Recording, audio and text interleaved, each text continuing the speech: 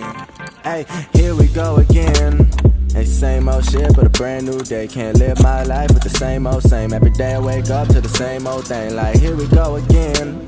What's up, guys? Episode number 9 of the Poker Police vlog. I'm glad you guys are here. We're headed over to our buddy Sean's house for a home game. 50 cents a dollar. He's back from college for a few days, so we decided to get a game back together. It slowed down recently because we had a few guys turn 21, and with schedule changes and everything, it's been hard to get people together. But nonetheless, we're playing tonight, so you guys will see this video soon. Right now, it's November 4th. We're headed over to Sean's. We're going to be playing a little bit looser than what we usually do. I've been playing a lot tighter on the vlogs, and it's definitely been hurting my bankroll. I'll give you a sneak peek right here of how I've done the last 6 sessions. 6 sessions straight, we've taken an L. So we're going to try and change that tonight. Stay to the end and see if we do. So I'll catch you guys at the table, and yeah, peace. Oh, here we go again. Here we go again. Here we go again. Here we go again. Hey, here we go again. Hey, same old shit, but a brand new day. Can't live my life with the same old same. Every day I wake up to the same old thing. Like, here we go again. Boy, say hello. Nobody wants to say hello. How's everybody living? That was like the first Back to white group. Dude, I ran your money first time in a long time. Still. What's up, guys? Episode number 9 of the Poker Police vlog. We're in for $70 to start, 50 cents a dollar. First hand I got for you guys here is Under the Gun, and we pick up Ace 7 suited. We decide to open it up to $3. The person to our left, Dan, instant calls, and everybody else folds. We go heads up to a flop. Now flop comes King 7 deuce, 2 diamonds. We destroy this board. We decided to raise to 350. Dan calls to the turn, deuce of spades. Now here we decide to double down again and put out a bet of $8. Dan ends up making the call, and over to the river we go.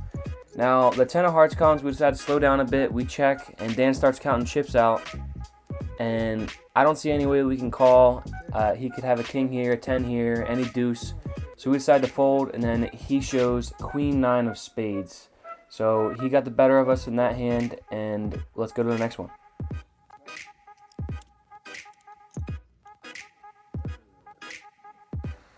This hand in the big blind we pick up 7-3 offsuit, obviously a poor hand, but Sean in middle position decides to limp. Tito decides to limp in small blind, so we get to see a free flop. We check and go 3 ways to the flop. Flop comes deuce 7-3. We get the best of it. We got top 2. That's why you always raise pre-flop, so hands like mine don't get in. Tito checks. We bet 350. Sean calls. Trevor folds. 2 ways to the turn. Turn comes the King of Hearts, and after a little bit of thinking, we decide to put out a bet of $7. Sean doesn't make the call, and we scoop the pot.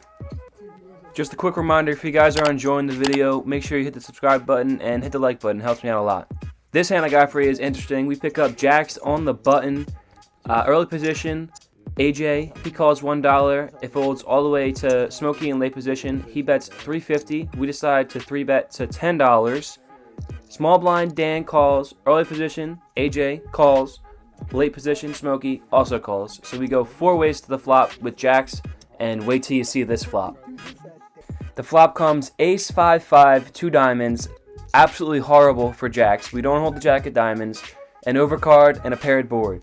Everybody checks, and considering everybody's range, calling a $10 bet pre-flop, we decided to just check also and go to the turn. So the turn comes the 10 of clubs. It doesn't change too much for us. Dan in the small blind decides to lead out for $9. Smokey calls the $9, and now it's on us. We're getting a really good price here. They could have a lot of draws. It's a very draw-heavy board. Diamond draw, Broadway draw, even like hands that like 3-4 or deuce 3. Like even if they had weird hands like that, we're still beating them. So we decide to call. We're getting a super good price, and we go 3 ways to the river. So the river comes the 6 of hearts. None of the draws get there. Dan decides to lead out in the small blind for 13. Smokey ends up folding. We make the call, partially because of the hand Dan bluffed us on, and because we're getting a really good price. We only have to call $13 to bring home $80. And Dan shows ace-jack offsuit. He called a 3-bet raise to $10, 10 bigs. Out of position in the small blind with ace-jack off. Not much you can do there. I guess he played it well. Pretty good value bet by him, and he got the maximum there. So after punting about half our stack over to Dan, they decide we want to do a bomb pot. So we add on for $80. We're in for $150 total. We got about 100 in chips in front of us, and on this bomb pot, we end up picking up jacks again. They're just haunting us this session. So 9-handed bomb pot, we go ace, 4, 3, 2 clubs. Of course, another ace comes when we have jacks. Dan in middle position calls 10. Bubba calls 10. And us in the big blind decides to also call jack of clubs. Maybe we can get a little bit lucky. Turn comes 10 of clubs, so maybe we are going to get a little bit lucky for once in this session. We decide to check in the big blind. Dan also checks, and Bubba checks as well, so we get a free river. River comes, 8 of clubs, we complete our flush. In the big blind, we decide we're just going to check call. No reason that we should be betting here, because we can get put in a tough spot if we get re-raised with only the third nuts. So it checks around, and we end up having the winner, so we scoop a pot, finally, and we get just above even. The very next hand, we're in the small blind. We pick up 6-7 offsuit, 2 limpers. We decide to also limp, and Dan completes it with a check. So we go 4 ways to the flop. Flop comes 4, 8, 10, 2 diamonds. We have what is known as a double belly buster, otherwise known as 2 inside straight draws. So a 9 and a 5 both make a straight for us. We check. Bubba bets 3. We decide to call. Dan in the big blind also calls. Grant in middle position folds, and we go 3 ways to the turn. So turn comes 9 of diamonds. Yes, the flush draw is completed, but we also have a straight flush draw along with our straight. So we decide to lead out for 750. Dan calls the 750, and Bubba decides to min raise the 15, and me and Dan both make the call. We go 3 ways again to the river. River's a pretty bad card for us, the 7 of hearts. So there's a 4 card straight out there. First to act, we decided to just check it, and Dan and Bubba also check. We turn over the winner. So we scoop a pretty big pot, and maybe we can turn this downswing around. A few hands later, we pick up 7-10 suited in the cutoff. We decide to open raise at 350. Dan on the button calls 350. Jake in the small blind calls, and the big blind folds. So we go 3 ways to a flop. Ace 6, 4, another double belly buster for us. Any 5, any 9 completes the straight draw, and we also have a backdoor flush draw. So we decide to raise $7, and everybody folds, so we scoop the pot. Very next hand, we pick up ace 7 offsuit under the gun. We decide to open $3. Under the gun plus 1, Dan calls. Middle position, Lomax also calls. We decide to mix it up a little bit, pull Phil Hellmuth, and check in the dark. Board comes queen 3, 9, 2 clubs. Lomax and Dan both check, so we go 3 ways to the turn. Turn comes ace of clubs, so we decide to put out a bet of $4. Dan under the gun plus 1 folds. Lomax makes the call. We go heads up to the river. River comes 6 of spades.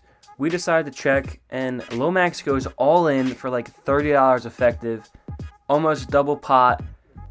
If we have a better kicker here, I would consider calling, but I don't think we can ever make this call with ace 7. There's so many hands that beat us, and he turns over 7-3 for a total bluff. I'm not sure why he's stuck in the hand at all, but props to him for taking it down. Here we pick up 8-6 offsuit in the big blind, and our buddy Zeke comes downstairs, so I decided to put him on my lap, and I'll show you guys what happens. I'm like, all right, Sure. well, I would have accepted that, honestly. I would. I hope he pisses on you, dog. Yo, tell me, football, tell me. So Zeke knocks over our whole stack, and we miss the pre-flop action. If you don't know who Zeke is, he's right there in the picture. This was from the very first vlog. I'll check. I don't know what I have. I forget. I'll check. So flop comes 8-7-5. We have top pair and open-ended flush draw. We check. Sean bets 2. We decide to raise it up to 6, and then Sean makes it $14. So we decide to go all in for $20 effective. That's what Sean had in his stack. And Sean ends up calling, so Sean turns over his cards. He has 8-7, top 2. Got 8 outs. We're looking for a 4 or a 9. I'm perfectly fine getting our money in here. Unfortunately, we can't pull through. We got our money in good, top pair and open-ended. I would do that any day for a flip, especially only for $20. I'm big blind. Here in the small blind, we pick up King 10 suited, 3 players limp. So we decided to raise it up to 450.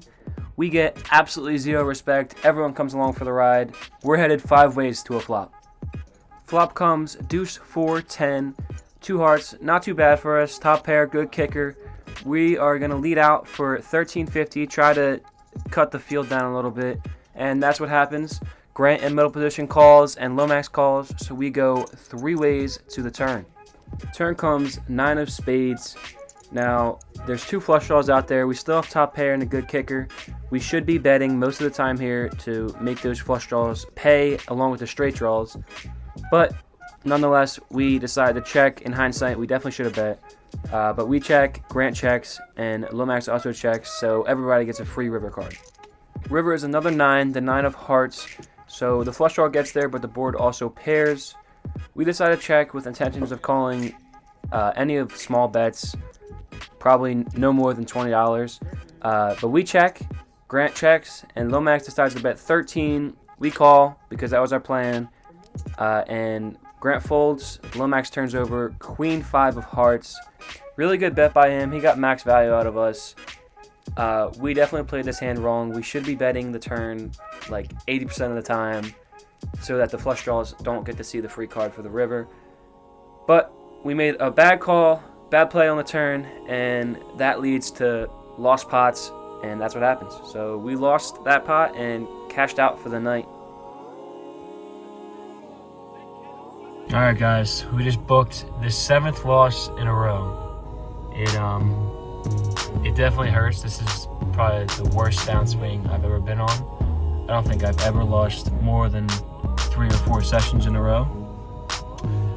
I feel like I'm not playing horribly. We bought in for 150.